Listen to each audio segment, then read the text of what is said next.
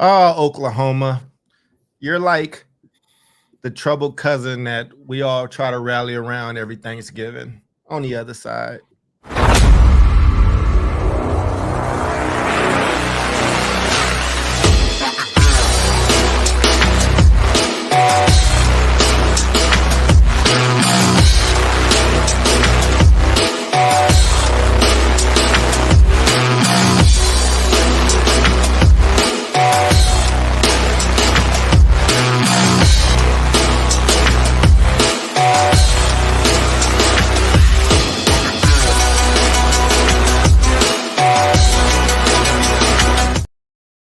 Hello, everyone, and welcome back to another episode of South Star Classroom for Jubilee and Omar, who will be joining us soon. That's David. I am Charles.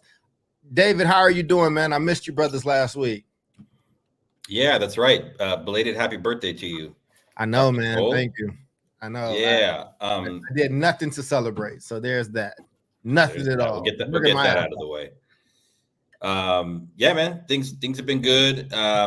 We start high school next week. My son starts high school next Tuesday. So freshman, huh? We got it's crazy, man. Huh? Big school, man. Big school. What do you say to your son to prepare him to be fresh meat? How do you, especially in a big school? I say watch your back. And always know where the exits are. I love that. You can ask 10 random people and it's gonna sound like, am I talking about a freshman in high school or somebody in their first day on the yard in prison? Like, it's the same. Find the biggest one and just always know where the exits are. High school is different, man. High school is very, very different, brother. But how are you, man? I'm good, man. I'm good. We are just, like I said, we're just wrapping up summertime. And school starting. So that means like school starting in the home, but also things are getting are picking up with clients, and so they're coming back. So that feels good. And been watching a bunch of the Olympics, you know. Oh yeah, man, the Olympics been great. I've been enjoying it. Yeah, they've been great, man. I was watching some highlights from table tennis, and it's just, oh my goodness, it is ridiculous. It is just ridiculous. I was watching U.S. basketball too just now before we started. I got it taped, so I'll finish it later. But they pretty much handled Brazil. But nah, man, it was. What's been your favorite sport so far to watch this summer? Yeah, good question. I'm always a big fan of gymnastics. I appreciate gymnastics. What else have we been watching? We've pretty much been watching everything. I mean, I'm a big cyclist, so I watch all the cycling events. Oh, dope. Watching all the skateboarding events that have come that have already happened, and watching surfing, mainly a lot of the newer sports. You know, the surfing has been pretty cool. They're doing the surfing this year is happening in like Tahiti, right, the other side of the French Polynesia. So it's not happening in France. They're doing it you know, across the globe at a very particular break called Chiopu. And that's for the cycling? No, it's for the surfing. I thought they were doing it in Hawaii. No, it's in the South Pacific, but not in Hawaii. Yeah, it's in the vicinity. I know some of the stuff was like they had to do it in different places, but I really thought one of the runs was in Hawaii or something, or maybe it was a Hawaiian that they were talking about at the moment. But I know there's a few events that just you just can't do in Paris because it doesn't have. Yep.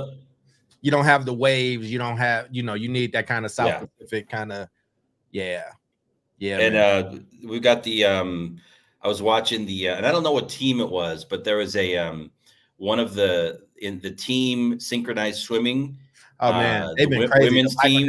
They did they were doing it to Michael Jackson, and they were underwater and they're moonwalking. That was crazy. Upside down underwater moonwalk to a sped up Michael Jackson. Yeah, holding their breath and like moonwalking upside down. Can I tell you how much of a capitalist I guess I am, or just somebody that I'm like, is this legal? Like, I'm like, wait, do you have to get permission, or is that why it's sped up? Or, like, is it disrespectful to like use a song from a different country if you represent the other country? Like, it's really good question. I'm sure they all have to be cleared, but and then coming up, we have I don't think they may have started, but we've got breakdancing coming up. Okay. So brand new to the Olympics. I think it's the first year, right? Yeah, first time they had the 3-on-3 basketball this year. Which was interesting. Very different. And it's like, you know, they figuring out the rules on a lot of this stuff, because it's like, wait, how are these the cats for the 3-on-3 here?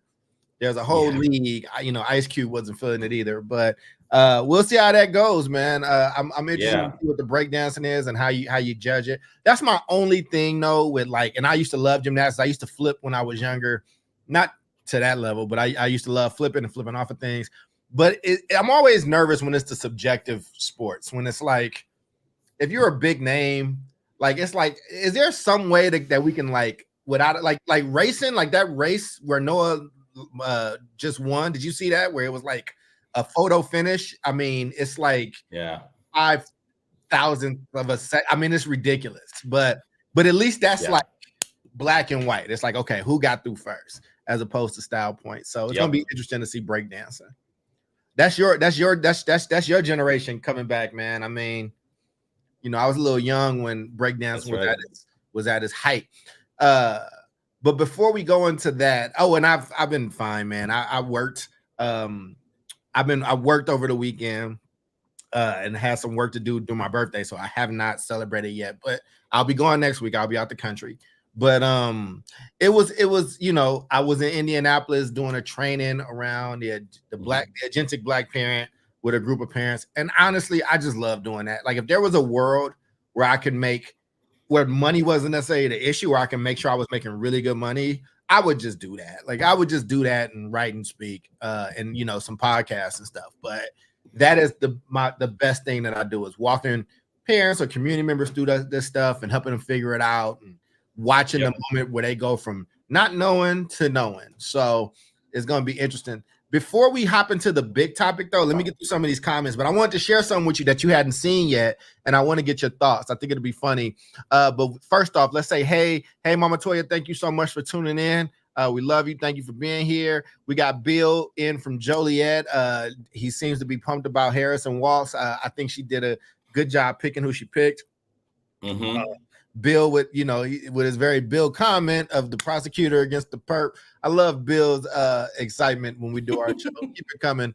And then Alonzo is acknowledging the Beard of Knowledge's breakdancing with the John Travolta emoji over there, man. Listen, man, y'all don't know about, you know what I'm saying, about that man over there. You feel me? That man's a whole DJ with a whole DJ joint.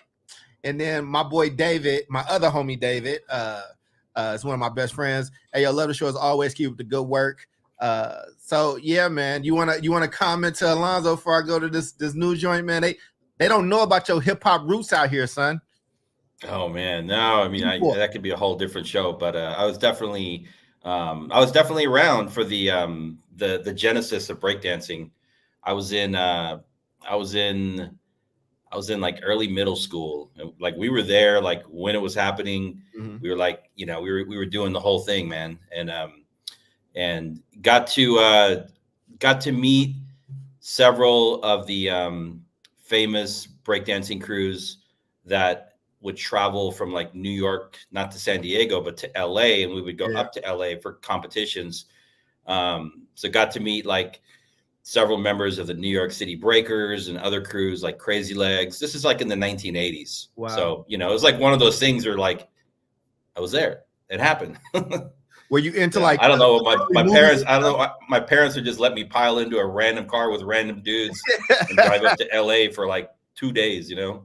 But wasn't that, I mean, it seemed like an interesting time. I mean, again, not to age you or date you, but I think that was around the time breakdancing was getting big. I think skateboarding was starting up during that time. It's like all this, like this huge, like, cacophony of all these different cultural moments. Punk rock was probably still around, or punk rock, rock music. You know, we lived in San Diego, so reggae was always an element. Breakdancing wasn't always like a rap or hip hop. Early, it was like electro, right? And then you had like rap music too. It was all kinds of stuff, man. I've always seen a lot of Asians take to breakdancing. I've always seen tagging and breakdancing. I've always seen a lot of like Asian culture, Filipino culture take to that. So always really interesting. I think the other thing, what you probably appreciate about a Chicago place, again, I'm from a different generation, but they have this intertwinement of like hip hop and house music. It's like, yeah, I think you as a DJ is probably, I think DJs. Oh yeah, that's where house music was created and born at the Warehouse, right, with Frankie Knuckles, and going back even further. Yeah, you've got a whole bunch of other people, but yeah, man, Chicago definitely has a very rich history of I'd say dance music. That's what's up, man. Well, that's what's up, man. Well, I appreciate that. Thank you, Alonzo, because anytime we can pull the build of knowledge to have this type of conversation is always lovely. I have a video that I want you to see, and I want to show it to you. I'm very interested. So you haven't seen any of this, right? So here's the context: a single mom, and it's a note she got about classroom supplies. And then let's play it, and then we'll talk about it. Okay, so according to the comments under the video that I just saw, y'all not gonna like this take, but I'm not understanding why my baby's school supplies are their classroom supplies. Like, I'm a first-time mom. My baby's getting ready to start school for the first time in August. I went a little bit crazy with her school supplies. Went ahead and put her name on everything, labeled everything down, matching this and that. And I just saw a video where teachers are commenting saying that they're going to be removing labels from school supplies, because apparently when you bring your kids' school supplies in, they either put them in a big container for everybody to use, or they put them away and distribute them amongst the class when needed. I'm confused. I am a single mom. I work hard for my shit. So if my baby decides that she wants matching Frozen everything, I'm going to buy that for her. And as fucked up as this is going to sound, I don't care that the school isn't giving you a budget to buy classroom supplies. The government not giving me a budget to buy school supplies. The same tax break I get, you get. This ain't just for the teachers. This is for the parents too. It's poor outside for everybody. Call me all the ignorance you want, but I'm honestly confused. Okay, so according to the comments under the video that I just saw, y'all not. Okay. Yeah, let me stop it. So again, you hadn't seen it. I'm glad you hadn't seen it. This hit I actually am friends with the person that posted this, not the lady speaking, but it's like 4 million plus views at that time. So this might even be more. That was a few days ago when I last checked. But what are your thoughts on what she's saying? And I'm very interested because I saw a lot of debate. There was a lot of debate underneath that post, and from either side that made a lot of sense. So yeah, I just thought it'd be a good icebreaker before we got into the larger topic today. Yeah, I mean, it's complicated. I think I think if you are a parent and you are going to purchase supplies for your child to use in school, I mean, that's stuff that's coming out of your pocket. And there might be some cases where some materials might be shared, but I don't think that's the responsibility of other parents to pitch in there. I mean, I think that's where the school needs to get involved, and maybe schools can't buy materials for everybody, but they can be creative about having some stuff kind of on the side for students that might not be able to afford basic supplies. I don't think it's fair to. That sounds very complicated, and as a former school leader, I would never try anything like that, because it just takes one parent to raise a red flag, and then you're dealing with that. Yeah, I think we're gonna miss Jubilee on this one, because I think I definitely agree with you. I think it's one thing to ask parents, right? I used to get the list as a kid. They probably like Kleenex is something everybody would contribute to, or things like that, right? But I think it was the manner in which they went about this. Like she said, "Hey, single mom, but my daughter likes whether it's Frozen or whatever the case is. I'm getting her all the stuff that matches," and to just be like, "I'm taking this." And this is what I'm doing. I would probably have some feelings too. Like, again, I think, I think the way you do things is very interesting. Yeah, you gotta put it. If you're gonna do something like that, you've got to put it out there. You need to run it by maybe a smaller body of parents to get some initial feedback. And, if you were going to try something like that, I would not suggest doing it. But if you are going to, you've got to communicate early, so people know what to expect. You don't want parents finding out after something's already happened, right? Right. Especially if it involves money out of your pocket. There's different forms of that. Like we used to do. One of the schools I ran was very, very economically mixed in terms of like family income levels. We had parents from the hills and parents from the heartland of Oakland. And so what we would do with some, say like an off-campus learning activity is we would say it's going to, or like a sixth grade camp or whatever. We're like, here's the base price. Okay. If you can pay this, pay this. If you can't, pay what you can. If you can't pay anything, then we would ask other parents to intentionally like basically provide scholarships, right? But they knew what they were doing, right? It was transparent. They knew what they were doing. And that way we could, make sure everybody had an opportunity. But it would never play around. You're basically playing around with people's money if you're not telling them. Right. And not just money, but like you're also just doing this without talking to me. I think people generally want to help and can be helpful. But you can't just like take somebody's stuff. As our guy Omar comes in, let me read from Dr. Kiana Warren, who runs a network in Indianapolis. And thank you for joining us. She said our school provides school supplies without asking parents or teachers to pay out of pocket. That solves the issue for us. And I think it's a huge blessing that's able to happen, man. I think you might have missed Omar. Did you see the video that we had posted around the single mom who was upset because she bought her daughter all this like stuff for school supplies and then matched and all that, and the school took it basically and redistributed all of her materials. Right. Yeah. Right. Much. Right. And again, I think that mother was reasonable. I think that she said, look, the same way, like you can't just take my stuff. Like I'm sorry that they don't give you a budget, but I work hard for mine. I'm not getting this. It was just something light to kind of start with. I was just curious, how does the issue come up for you, Omar, as a school leader, a systems leader? One, do y'all deal with these type of issues at the beginning of your schools? And two, how do you all solve for, these potential problems? Yeah, that's a good question, man. I mean, for the most part, a lot of our kids are low income. So what we do is we garner a ton of sponsorship to give kids free materials, which by the way, like El Paso school districts do that as well. Understanding our low income population, and like hats off to our local school districts who do this. They get free packages of stuff every single year to basically say, we know that you struggle to make ends meet. Here, like all of your basic supplies set up for the year. So like, how would I deal with that? I mean, we're giving away free supplies to all of our kids. Those in need of backpacks, we're sponsoring it. I think there is like distributive material, but that's like Kleenexes.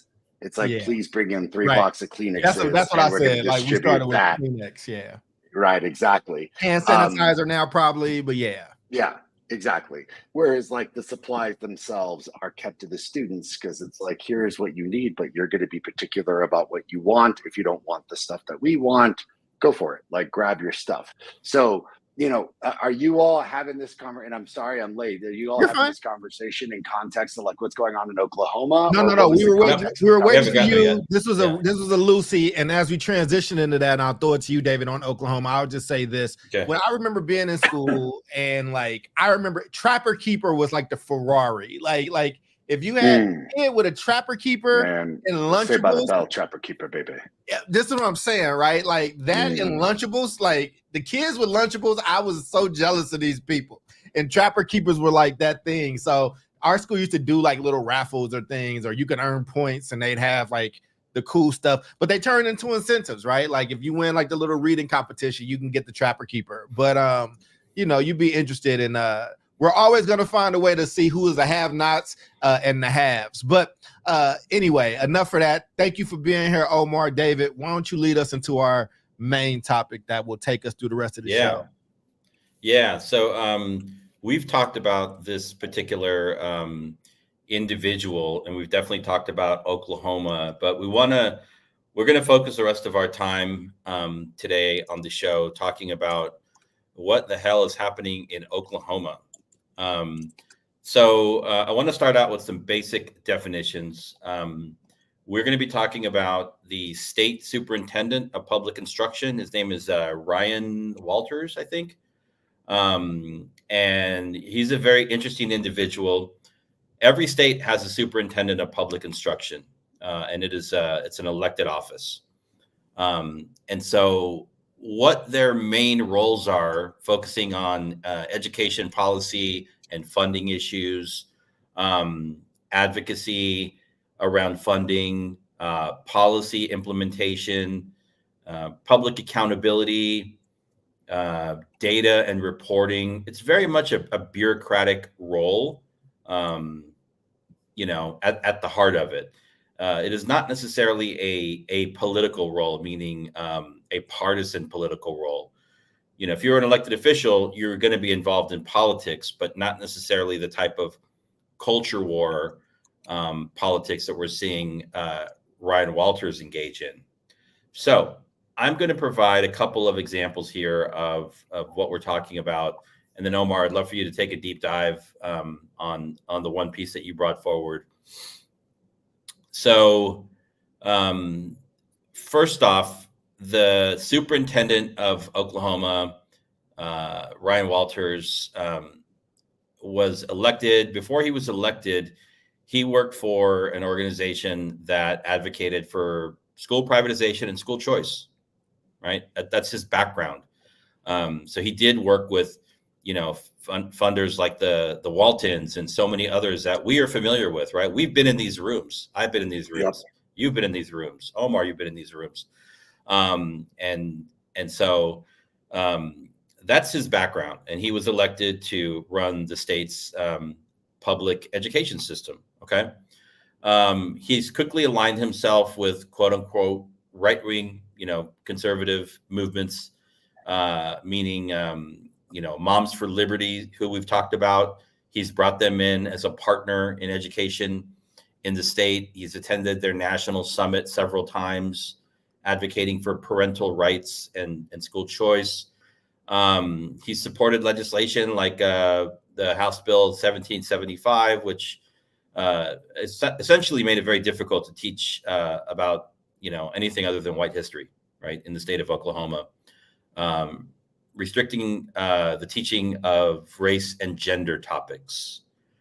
Last year was pushing it to have educators in schools track the financial impact of students that were in this country undocumented. Actually, like tracking how many students and which students were documented and documented. That's, you run a school system, Omar. I run school systems. Like that's not, that level of data goes above and beyond, what we're supposed to be doing as public institutions. But he's, basically asking for that level of information. And most recently, this new push to teach the Bible in schools, right? To incorporate the Bible in schools. Yeah. And so so you have all these things happening in Oklahoma. At the same time, when we look at academic indicators just across the board, Oklahoma is typically between 45 and 50th out of 50 states for educational outcomes. If we looked at Native American students, if we looked at African American students, Latino students, we know what the data would show. It would be even worse. So you actually have a real crisis in Oklahoma. And I don't think Jesus is going to save it or teach the kids how to read better. What? That's what Jesus came back to do. So that's where we are. And Omar, why don't you tell us what you've heard about this this 10 Commandments mandate? I tell you about like the one in Oklahoma, or the one that's like kind of crossing the nation right now? Oklahoma. Yeah. I mean, here's a like hot take and what I'm getting from this. And like, remember we talked about this started in like Louisiana, right? Mm-hmm. So the Louisiana state superintendent and governor got really uppity and decide we're going to post the 10 Commandments in every single classroom in every single state school. So from LSU down to kindergarten, you've got don't covet thy neighbor's wife. So that's awesome. What I think is happening in a viral world where you're only garnering attention by doing ludicrous things in order to galvanize the zeitgeist and get people talking about you, I think we have ourselves a typical sycophantic, attention-needing dipshit in Oklahoma who is, why don't we push these boundaries even further than where Louisiana is at, and we're going to mandate something that he clearly knows is illegal, which is let's teach the Bible and then push the 10 Commandments into every public school in Oklahoma, but not just the 10 Commandments, David. You know this, dude. He's pushing outright teaching of the Bible into every single classroom that's a public school in Oklahoma, which includes OSU and Oklahoma University. So it's not just that he's trying to push this into his K through 12. He's actually advocating this for higher education, which, by the way, like, he doesn't have the authority to do. He's trying, and he can do K through 12, but he's trying to push this across the block. My 2 cents is simply that he's doing this not just to garner attention. He's doing this in an election year to get himself noticed so that he falls under this like whole, you know, Trump-esque kind of person. This is how JD Vance got himself noticed. And in the same vein of JD Vance, who's really just a sellout and an opportunist. Like, is he smart? Yeah, he's a smart dude. Is he educated? Yeah, he's an educated dude. However, the problem with a guy like JD Vance is that you can go all the way back to his college career, defacing one of my alma maters with his like antics, and he's just an opportunistic dipshit who will change his mind to fit whatever paradigm he needs to in order to garner positive attention, which is exactly what this guy from Oklahoma is doing. And here's the problem. This is where I get pissed off about it. This guy is making it all about him and his credo and his desire to get like the Bible, like what part of the Bible? Like he's been unspecific about exactly what he wants to push into the Bible. He's been talking a little bit about Jesus, but are you going to push that whole Sodom and Gomorrah? Like, we're going to have a good lesson about people turning into pillars of salt? How about people dying because they crossed the incorrect threads together? How about the story of Lot and his daughters? We're gonna push that one into the zeitgeist of what's going on, right? Like, you know your Bible. I just think this dude's totally trying to capitalize, much in the same way JD Vance is. Told his wife not to look back. If his wife didn't look back, don't look back, baby. You wouldn't get the next chapter. People always quote the "look back, turn to a pillar of salt," and then what his daughters did after that. But that's a different Sunday school lesson. I'm very Christian, if you can't tell. I'm a Baptist out here. I know we got some Catholics here, so the story of Lot definitely crosses across. All the what are your thoughts on this, Charles? And I think also I would love to also hear from you, like Ryan Walters is very much cut from that like education reform cloth, right? That we've been part of. So to see a lot of these like people that we probably attended conferences with, maybe even shared a stage with at some point, you know, that are hardcore like charter supporters, school choice people, then enter the realm of the culture wars and they just go full blown like right, you know? Yeah, man. Yeah, I mean, for me, you know, I think that's a good question. I'll answer that, and then there's a liberty I would just like to take on the end of that answer. You know, listen, man, I think that there are people, I think topics, you know, certain topics can make strange bedfellows. So I am somebody that believes in choice. I don't believe in the same type of choice that these people believe in, right?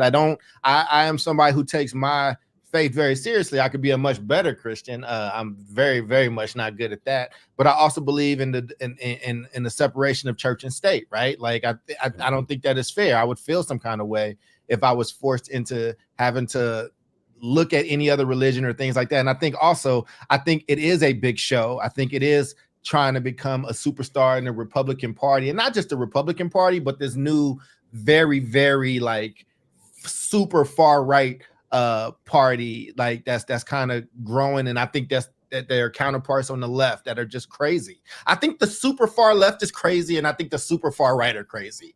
And I think and the reason why I'm saying that is because there in Berkeley Unified School District at Berkeley High, there is a religious studies class that you can, I think it might even be AP, that you can take that dives into these things, but it's an elective. You can do it and get college credits. Like, people can opt into that. I think that's very different than making something like this mandatory. I think he's trying to become a superstar. I think we're just in the middle of the culture wars, and it's like, who can get these notches? And I also think that it's like, whether I succeed or fail, people will remember the depths in which I went to be able to do this. I think that is crazy on the other side as well. I would just say these topics are always interesting and tough for me on our show, right? Because when, you know, the way I do our vet our topics, I'm like, if there's ever a topic that we all agree on, it's like, we're all going to agree on it, but just in different ways. I think this is one of those. I think these people are fucking crazy. And I think this is crazy. I think it's a show. I don't think this has anything to do with children. I don't think this has anything to do with the welfare of our country per se. I think it's about getting a notch. And I think you will see on the other side of this as well, its own kind of craziness. And stop making me choose between crazy and crazier. I'm just not that guy. I'm just not that guy personally. Yep. I think with the announcement of the Harris VP selection, right? Another name that was in the hat was in the bag was the Pennsylvania governor Shapiro, right? And now you're seeing a lot of people making claims that he wasn't selected because he's Jewish, and just a lot of crazy nonsense. But an interesting thing about Shapiro was that he actually was he took one of these like out of line with the official Democratic Party line positions on school choice. Mm-hmm.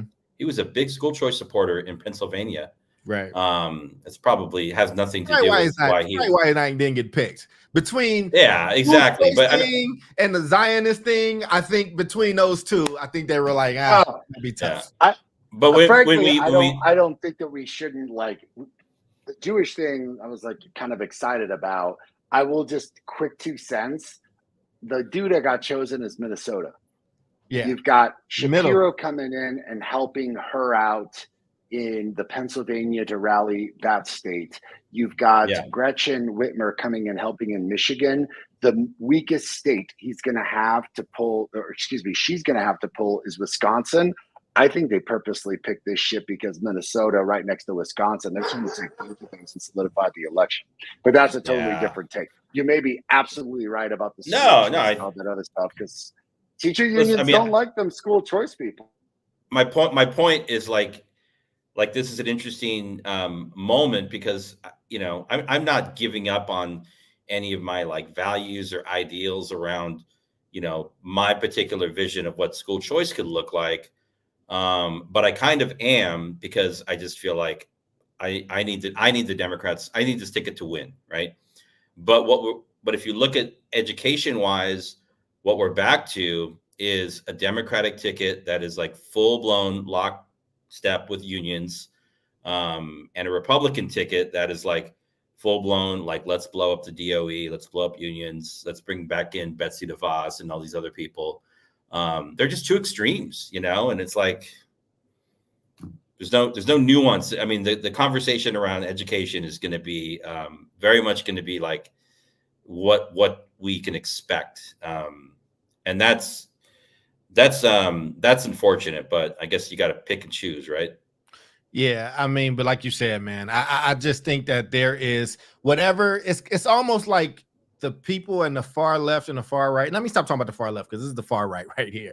Like, but it's almost like it's like the coach came in before and said, be a star in your role. So if education is one of the levers, then damn it, shake that up and restore our national Christian, Christian nationalist, values. If you are a law enforcement person, then you got to go super over the top on the law enforcement piece. If you're, an anti-EPA person, then you need to go very, very far against the EPA and climate change and things like that. It's like everybody is being challenged at this point. It's like when I was in a basketball team and we were down and the coach is challenging you, like, how was everybody going to step up and be a star in their role? And I think this is how this Oklahoma person is seeing themselves as a star. Like, you know, I might have did something boring, like be the the person in charge of instruction for a state, but I'm going to show you my value and my worth. And I'm going to pull a big lever in what is the culture wars. And I'm going to get a win as an admiral or a general. I really think that's the mentality. So let's also not forget that Oklahoma is the state, and this the superintendent of public instruction did support the idea, the concept of a public charter school that had a curriculum that was based in religion, right? Which ultimately got shot down. That's why we have checks and balances. But that was another component of this guy. I've got let's see what this actually looks like. This is another angle on this guy. Let's see, 1 second. So here he is, and let's see what he's talking about here. Let's see if we can make any sense of this.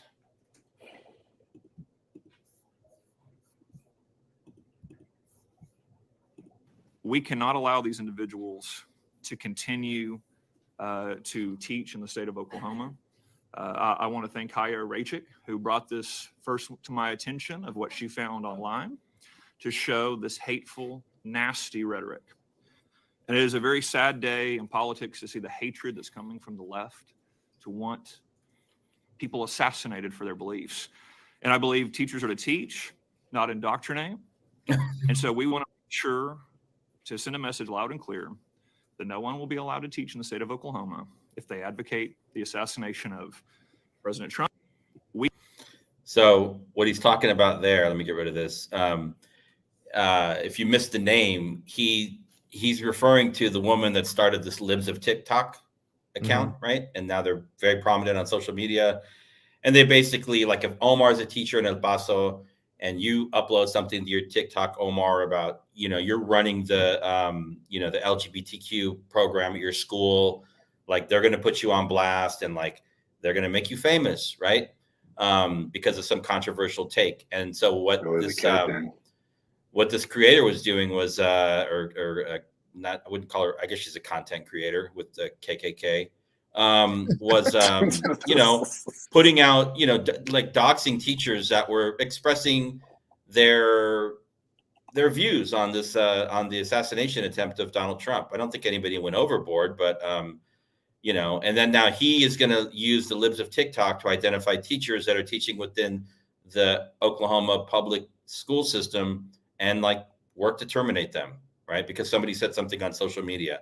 So that brings up the whole, like, social media aspect. And, but just, like, could you imagine somebody like Tony Thurman in California doing this? Like, he's not my guy, right? However, he's not this guy either, No, just, like, not at all. It's like, I mean, if Tony Thurman were to go down that rabbit hole and start, I mean, he wouldn't get away with it because he's a black man. We know that. This is like white man territory, right?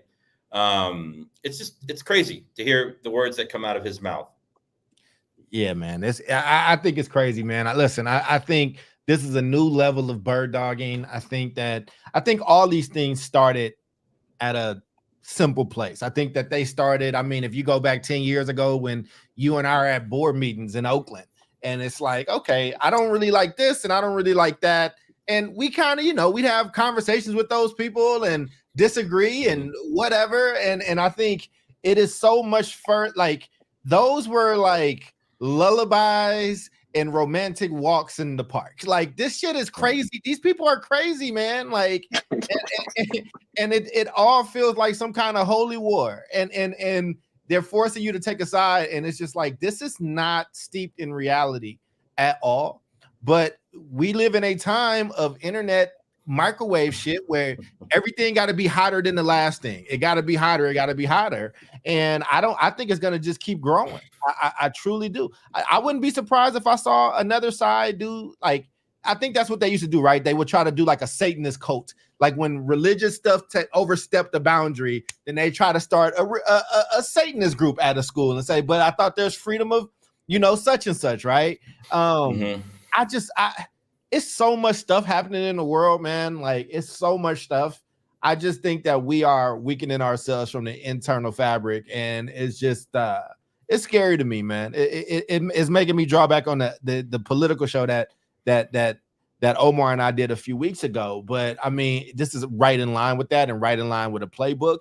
And this person's trying to be a star. He's trying to be, he presents well. He doesn't sound crazy. He's like a traditional, maybe like someone may say like an attractive looking white man type situation. Like they're so intentional about what they're trying to present. They're trying to rap crazy in what is quintessential, quote unquote, middle America like looks and ideals. And that's people crazy. That can tell and people that don't might fall for this crap. Yeah, they're like, well, he looks the part. I mean, he must be saying something, right? They knew they couldn't get this man if he was overweight. They knew they couldn't get somebody who was traditionally. You get what I'm saying? Like it's like, of course, it's like somebody else might have had the message, and they were like, no, not you. Get him. Get that person to do it. But you know, that's my conspiracy theory. But I know Omar is going to take it even further because I'm annoyed. If I'm annoyed, I just want the people to know if I'm annoyed with something politically that leans on our side, Omar is ready to bring fire. So I wanted to just get my little piece out the way and listen to brother I don't know, man. I think we vacillate immensely on like the level of annoyed conspiracy and everything else. Okay, let me add something to the context that I think can add a bit of a value add to where we're going with this. I think, Doc, what you said. I don't know where we're going, by the way. So go ahead. No, just that's the best part, man. I'm going slightly political versus educational, but I kind of want to fixate this onto how politics are hijacking education right now and how our audience should be really conscientious of what I think is a very like serpentine, clandestine way of manipulating thought and even politics in this country. And by serpentine, I mean snake-like. Like they're filthy fucking snake-like shit that these folks are doing, which is, I think that what the doc said was crazy astute in that we as a right are in a very collective thought train of every capacity that we have to broadcast out the asinine shit that we're propagating, which is we want to go back to a white nationalist society here. Let's do it in education. Let's do it in politics. Let's do it in health. Let's do it at the environmental level. Let's do it, in terms of abortion rights. No more evidence is seen that there was a really interesting article in Rolling Stone that I had to look up because someone was talking about it, and I was like, well, let me look this up. Basically, right now, there's 70 and counting election deniers that are in pivotal positions in every single state of certifying votes. Now, follow me for a second here. So Donald Trump keeps talking about, hey, man, don't worry about going out and voting. Don't worry about this. Don't worry about that. So Charles is right. Like my conspiracy-driven mind is getting even further in what I think people like this dude in Oklahoma are doing. If you look at what's happening with these certified individuals, with these people who are certifying votes, if they choose to not certify a county and it's left up to the state, there's nothing that the state can do to basically say that these votes count. If they deny the certification of votes from special districts, it could in fact rob the Democratic Party of their victory. This is the kind of clandestine shit that's going on with the Republican Party across the country. And they have judges that were appointed by Trump that will back it up. You've got people embedded into the state superintendentship of places like Oklahoma who are basically pushing these Project 2025 ideologies. And what they're saying to the American public is, we don't care about your public opinion. We don't care about your vote.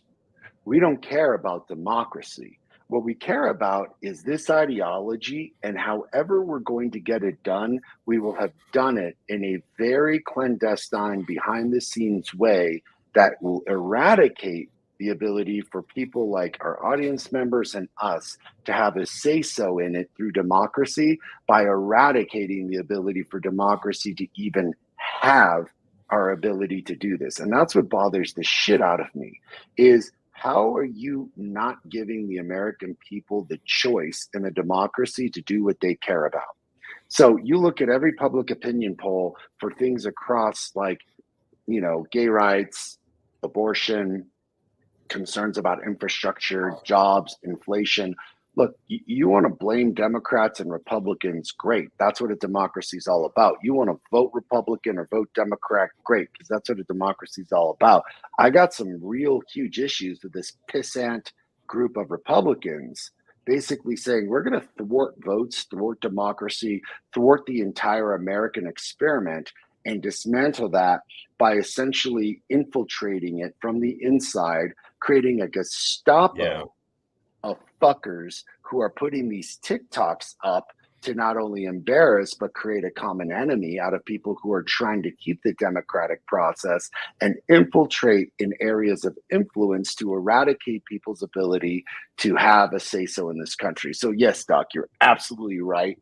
I think this Oklahoma guy is falling in line in this direct shit because this kind of sycophantic fucker is the exact kind of guy who will do a stunt like this just to gain favor, just to be at the head of his like 1984 George Orwellian like agenda.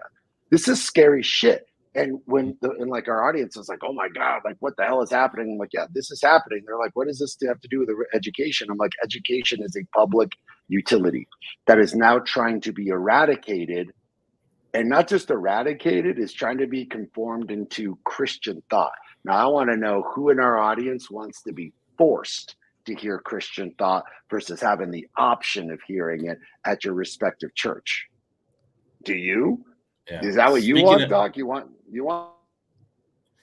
So speaking of these divide and conquer politics that these people are playing, and I think you're 100% right. You're talking about the dismantling of democracy via the infrastructure, right?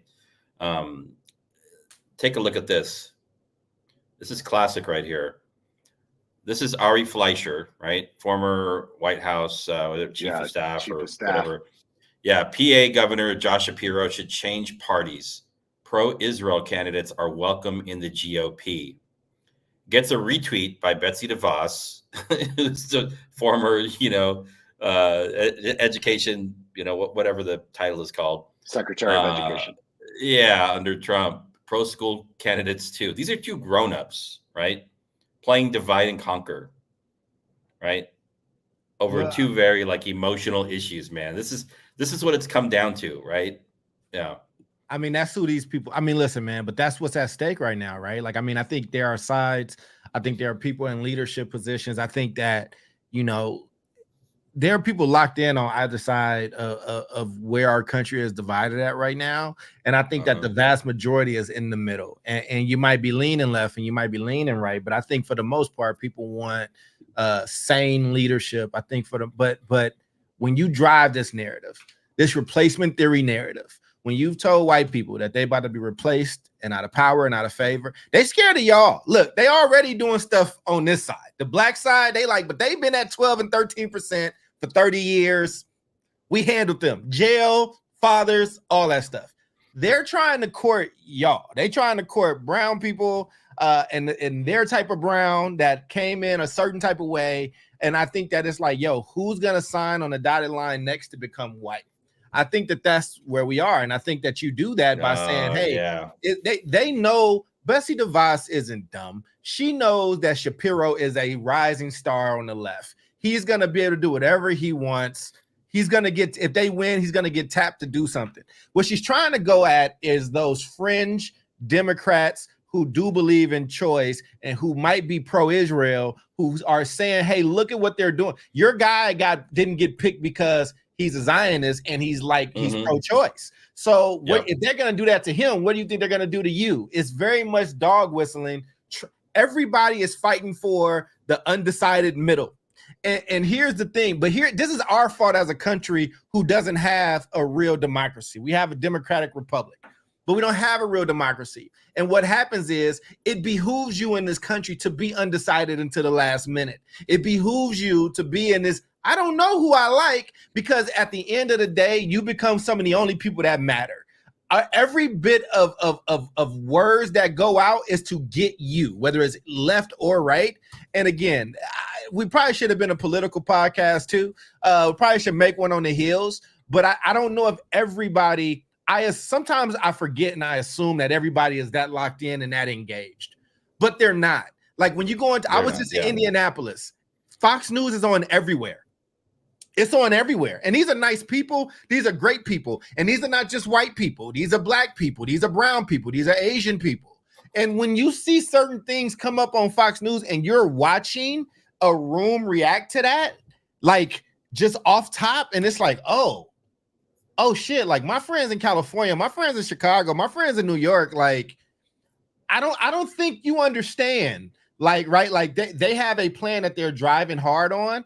And it's just sad, man. It really is sad. This country depends on you not being very engaged or very enthused about something so it can grab an emotion and wring it out. So Shapiro's going to be fine. But what about those fringe Shapiro supporters that wanted that guy in?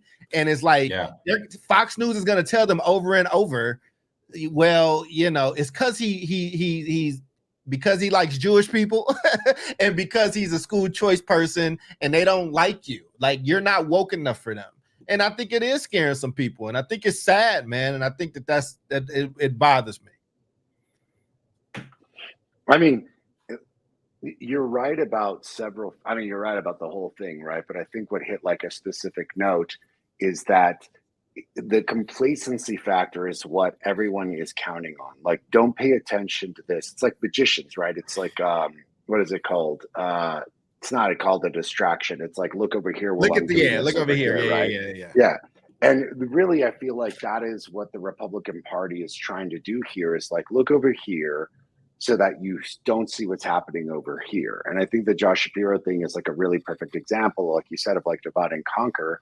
It's basically trying to disenfranchise votes in a place like Pennsylvania that's going to be a swing state to try to get other folks who would jump onto the Democratic train to basically question their allegiance and being like, you want to jump on this like Republican gravy train, but not even realizing that the Republican train right now isn't even trying to deal with the election. What they're essentially trying to do is nullify election results from within the system. And that is what scares the shit out of me. And it's what no one's talking about. And it's what no one's pointing attention to. So as we have these culture war overs here, and by the way, I always like, just for our audience, and I think our audience knows this, these culture wars are a ludicrous distraction from the truly nefarious things that are going on.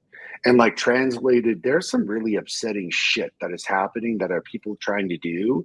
And they're using the culture war as a way of distracting you from really insidious things. Like, hey, how do we just like get this, like the courts and the Supreme Court on our side for the next 30 years? How do we destroy election results? How do we destroy democracy? And this is not hyperbole. These are things that are well outlined in not just Project 2025, which everyone talks about. Read Steve Bannon and Jeff Sessions. So for those of you who may not remember, Steve Bannon was like Donald Trump's chief strategist. He owned Breitbart News. This is the dipshit that said he was going to build a private wall, started like a GoFundMe, accumulated millions upon millions upon millions of dollars to build the private wall, and then stole all that money and was caught. Where is he at right now? Where is he at right now? Yeah, dude, exactly. Where is he?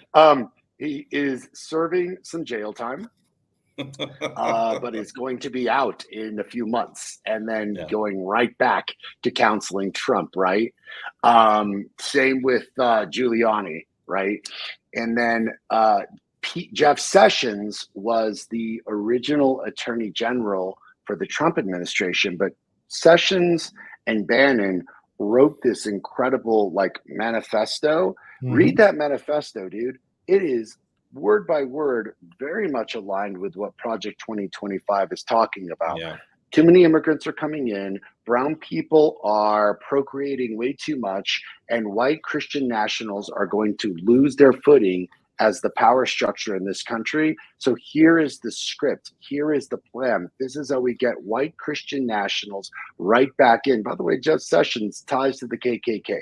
That man's from Alabama. And I'm not making that up either. I'm talking about written, direct ties to the Ku Klux Klan. And that man was the Attorney General. And that is the man that has been devising this plan along with all these other conservative folks to basically dismantle your education, dismantle your voice, dismantle the idea of trying to move America into a progressive place where everyone has equal rights, right back into, like, I don't know, antebellum of the United States, where you have a permanent underclass, where you have laws that essentially basically displace minorities and women, where white Christian nationals are, I don't know, going to be given all sorts of fun rights, and our rights are going to be compromised once again, which, by the way, like, everyone thinks, no, that can't happen. America's past racism. I'm like, no, man, like, this has been alive and well since Oliver Stone in the Nixon era. And they've been plotting this shit since the Nixon era. And they've just kind of finally figured out, like, hey, man, maybe if we just screw the election and steal this shit. Well, I mean, oh, sorry. This Oklahoma dude is, no, I'm just saying this Oklahoma thing ties into it. People should be awake to realize what the hell's going on. But I got to ask, like, you guys far smarter than I, what the hell are we supposed to do about it? We can talk about it, but I'm wondering, what are we really supposed to do about it? That's what kind of keeps me up at night. I think one you have to kind of pay attention to the larger thing at hand. You have to know what is distraction and what is a part of the plan. And again, these people are smart. Like, I mean, I know some people might disagree and be like, no, they're assholes and they're dumb. And they're not, though. They might be assholes, but not dumb. Like, these plans have been in place for a long time, long before the Nixon. If this book is about the education of blacks in the South, and it says from 1860 to 1935 by Dr. James D. Anderson out of University of Illinois. And basically, what even in this, it was about the struggle for early public education, like right after slavery, when that happened, where you had the South didn't want it at all, and then the North did want education, but they wanted a specific type of education that led to basically cheap labor. How do we are able to use these black people to be this cheap labor and kind of spread that out? And if that plan doesn't work, it's in here. It's written down, and you can see it in, like, original documents. These manifestos have been happening since the 1800s, and even before then, they said it very clearly. If we cannot control education here and take this from them, which turns into this type of labor, then we'll have to do this thing called globalization. We'll have to find people outside to be able to do X, Y, and Z, right? Like, there's always a plan. The plan just gets updated. The plan just gets, and again, but if I can distract you by attacking things that you are mostly tied to, like whether it's religious schools or whether it's vouchers or whether it's, bathroom bans or whatever it is that I can keep you on an emotional string, I can keep filling up the courts with the judges that I want. I can make sure that when Ruth Bader Ginsburg denies Barack Obama the opportunity to get a new justice in, like, as soon as we win, this is what we're doing. Let them call Trump a buffoon all the way. Hey, how many new judges do we have? Great. And exactly what you said, Omar, and I know we need to close, David, so I'll shut up here. If it's tight, if this race is any type of tight, in any type of swing that has one of these type of leaders, the Democrats are not winning that state. Like, that's what we're saying. Yeah.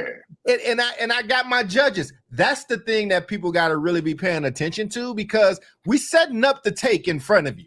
The take is we're robbing you in front of you, but go ahead and be emotional about this other thing and call us dumb and buffoons and JD Vance this and all that. So, David, I've definitely overstayed my talking welcome, but go ahead and do your thing, brother. This is one of them topics, man. Yeah, I mean, I think get going. So two things. I think I don't know if this particular, like, Democratic ticket is gonna, it'll be interesting to see what their ultimate like education platform is. I think we know what the Republican platform is going to look like around education, and they're like, you know, the way that they're going to frame education. So I think that's something that we can pay attention to, something that we can do. I think the other piece, Omar, is we should definitely like dissect what you were talking about earlier, just in terms of like, let's dissect on a future show the mechanics of what this could look like in terms of, you know, the infrastructure that Donald Trump has put into place when he was in office through judges and other infrastructure, and what that could actually look like for them to potentially work towards, you know, stealing or reversing the popular vote. I think that'd be really interesting to kind of like focus in on that. So, and just in terms of the show, I think this is one thing that we could do. We can just bring these topics up for us to talk about, for our audience to dialogue with us about. It's obviously a very big topic. We started on Oklahoma and we ended up, you know, in a much bigger place. But I guess that's kind of how we do it. So that's how we do it. Well, I know we're at time. I don't know if you want to, if you got time. I know I got to run in a little bit, but you guys can definitely keep going. But no, man, I got to run too. You want us to go into final thoughts, David, or? That was my final thought. Yeah. Oh, that was your final thought. Oh, okay. Well, here, yeah. I'll give mine and let Omar take us out then. So he can, you know, since he got here a little late and he can expand on what he needs to. I would just say this, man. I echo everything you said, David. I think that, you know, part of this means that we have to be a more informed user base. We have to, like, you know, be able to think about and discern these things on our own. And you got to know when you are the product.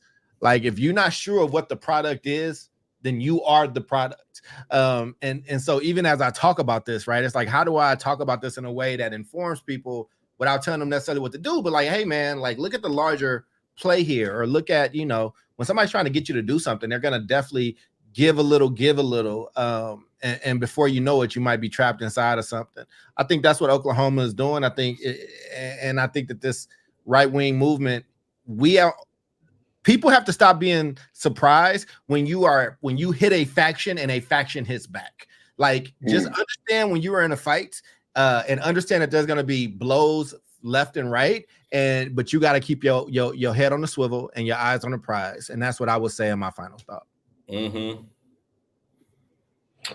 No, I mean, I'll be very swift and say education is this really interesting, I would say, like fishbowl or like microcosm of, like, if you pay attention to what's going on in education, you may see very interesting patterns about what's going on nationally. So what do I mean by that? Guys, how many conversations do we have where they were bringing in these like far right people into school boards in order to start like shifting the ability for school districts to start doing this kind of stuff? Now it's not even the school board. Now it's a state superintendent. In Louisiana, you're seeing that conjunction of a state superintendent with a governor. And Doc, just to reiterate Doc's like very good point, is that they are in a very aligned way of how are we basically destroying people's ability to make decisions about their lives, because what the Republican Party is essentially saying is, you don't know better, we know better. It's Hobbes at its best. So if you've ever read The Leviathan by Thomas Hobbes, amazing political science book, and it's basically saying the people don't know what to do, so we're just going to put a supreme leader in place that is going to force the people to do what is best. And that is what we're seeing here. And if you pay attention to what's going on educationally, it's not just that it affects education, it's a way of seeing the ability for these folks to infiltrate these sects that people don't pay attention to in order to manipulate your ability as a citizen to have a say in your own life. And when this election is saying democracy is truly on the ballot, democracy is actually truly on the ballot, and it's freaking me out. And I shared the Rolling Stone article with our team. We will share that out with you all so that you all can take a look to see what it is that I was referring to. And I think that we should continue this dive because it's not just education at stake here. It's our very ability to exercise our democratic right to have a voice that's at stake. Yeah, man. Well, Dave? That's well, it. I don't know if you want to close us out, David. I can close us out. One, I would also say our sister on the show, well, she is going to be out for a while due to a medical condition. I would say keep her in your prayers. We talk to her all the time. So if you are watching Jube, we love you. We miss you. We will. Your seat will always be warm and ready here. But for Jubilee, yes, I will. My screen is going to freeze, but it's worth it. Just there you go. It's going to.